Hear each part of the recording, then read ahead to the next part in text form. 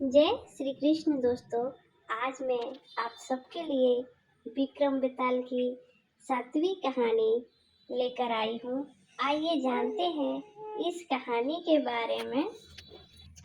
बहुत समय पहले की बात है, जब समुद्र किनारे बसे एक नगर ताम्रलिपि पर राजा चंद्रसेन का राज हुआ करता था। राजा से मिलने के लिए हजारों लोग उत्सुक रहते थे। उन्हीं में से एक था नवयुवक सत्यशील। सत्यशील को काम की तलाश थी, इसलिए वो हर दिन राजा चंद्रसेन से मिलने के लिए उसके राजमहल पहुंच जाता। अफसोस उसे हर बार दरबारी भगा देते थे। ऐसा होते होते बहुत समय गुजर गया, लेकिन लड़के ने हिम्मत नहीं हारी। वो राजमहल के साथ ही हर उस जगह पहुंच जाता जहां राजा की सवारी जाती थी। एक दिन राजा भ्रमरकट अपने सैनिकों के साथ महल की ओर लौट रहे थे। कड़ी धूप होने के कारण राजा को काफी तेज प्यास लगी। सैनिक इधर उधर पानी ढूंढने लगते हैं, लेकिन कोई भी कामयाब नहीं होता है। तभी राजा अपने मार्ग पर खड़े सत्यशील को देखते हैं। नवयुवक को देख राजा पूछते हैं, क्या तुम्हारे पास पानी है? सत्यशील तुरंत राजा को पानी पिलाता है और साथ ही मीठे फल भी खिलाता है। राजा उससे काफी प्रसन्न होते हैं और कहते हैं, मैं तुम्हें कुछ भेंट देना चाहता हूँ, बताओ तुम्हें क्या चाहिए? भूपति चंद्रसेन के सवाल पूछते ही झट से सत्यशील कहता है कि महाराज, मैं लंबे समय से काम की तलाश कर रहा हूँ। अगर आप मुझे कुछ काम दे दे तो आपकी बहुत कृपा होगी। इतना सुनते ही राजा तुरंत उसे अपने दरबार में नौकरी दे देते हैं और कहते हैं कि उसके द्वारा पिलाए गए पानी का उपकार जीवन भर याद रखेंगे। वक्त बीतता गया और अपनी प्रतिभा की वजह से नवयुवक राजा का बहुत करीबी बन गया। एक दिन भूपति चंद्रसेन सत्यशील से कहते हैं, हमारे नगर ताम्रलिपि में बेरोजगारी काफी बढ़ गई है, इसके लिए हमें कुछ करना चाहिए। इतना सुनते ही नवयुवक कहता है, आप हुक्म कीजिए महाराज। राजा कहते हैं, हमारे पास एक टापू है जो काफी हरा भरा है। अगर वहाँ कुछ खोज की जाए तो काम के कुछ अवसर मिल सकते हैं। इतना सुनते ही सत्यशील जी महाराज कहकर टापू के लिए रवाना हो गया।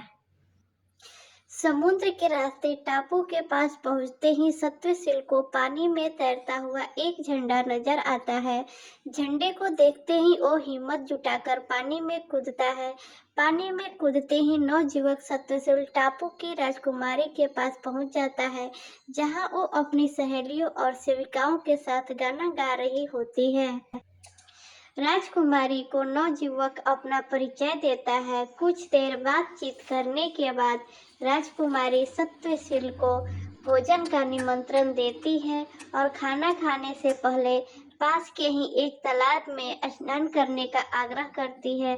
जैसे ही सत्यशील तालाब में नहाने के लिए उतरता है तो वो ताम्रलिपि महल की सभा में पहुंच जाता है।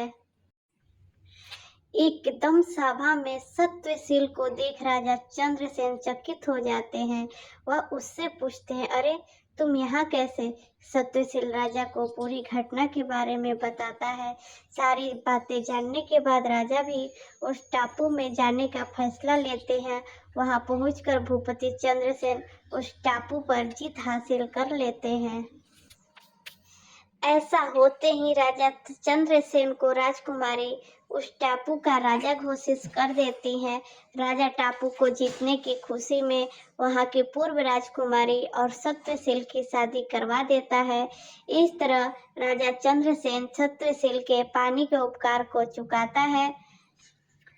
इतनी कहानी बताकर बेताल चुप हो जाता है और विक्रम से पूछता है कि राजा चंद्रसेन और सत्यशील दोनों में से सबसे बलवान कौन था? सवाल सुनते ही विक्रम बोल पड़ता है, सत्यशील ज्यादा शक्तिशाली था। बेताल पूछता है, कैसे? तब विक्रम बताता है कि सत्यशील बिना कुछ सोचे समझे ही टापू के पास झंडा देखकर पानी में कूद जाता है वहां कूदने पर उसे किसी भी तरह का खतरा भी हो सकता था, जबकि राजा को पता था कि वहां पानी में कोई खतरा नहीं है। सवाल का जवाब मिलते ही बेताल राजा विक्रम के कंधे से उड़कर वापस घने जंगल में किसी पेड़ पर जाकर बैठ जाता है। तो दोस्तों, इस कहानी से हमें ये सीख मिलती है कि हमें कभी भी हिम्मत नहीं हारनी चाहिए और अपना कर्म लगातार करते रहना चाहिए। सफलता जरूर मिलेगी। अच्छा।